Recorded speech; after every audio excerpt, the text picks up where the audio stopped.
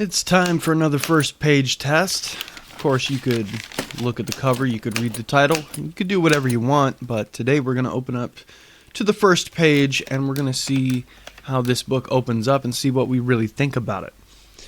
This is In Cold Blood by Truman Capote, a very famous true crime-esque sort of novel, fictionalized true crime.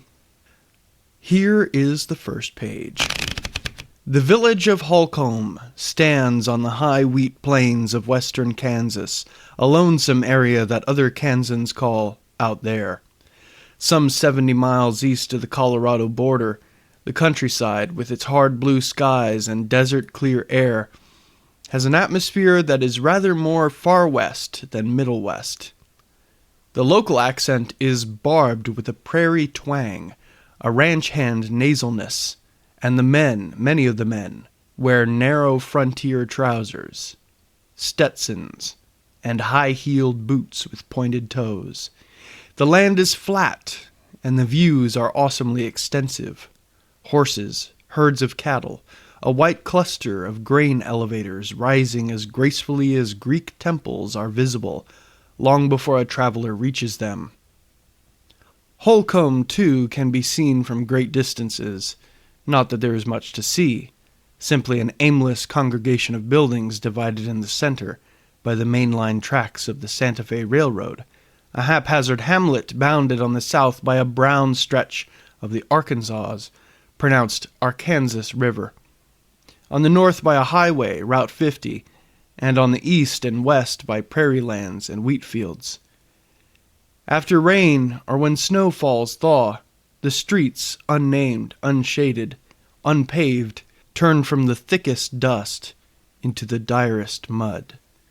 At one end of the town stands a stark, old, and that's the end of the first page. Capote gets credit for the atmosphere. He's building up to something. However, I see some issues already right off the bat. And I have a feeling that I'm going to be setting this book down. And the reason is because his description, let's go back to the beginning here, right? He says, he describes the area as being more far west than middle west.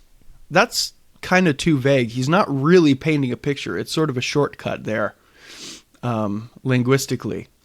And that's sort of ignoring the larger issue, which is that this doesn't really begin with any sort of conflict other than that he has painted this picture of a sort of a dire landscape, a dangerous place to be.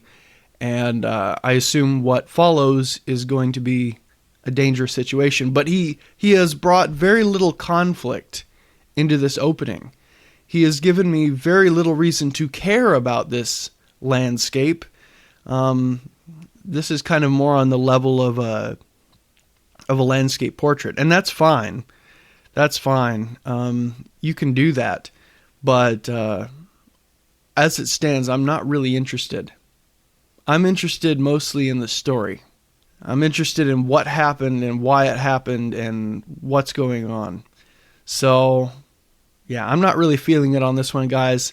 Maybe I'd be setting down a good book, but I'm just not feeling it. So if you've read this one, let me know what you think, or if you were intrigued by the first page and you want to read it now, let me know. Tell me what you think about it.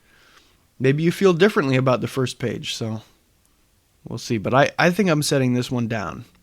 I don't think I'll be reading this one.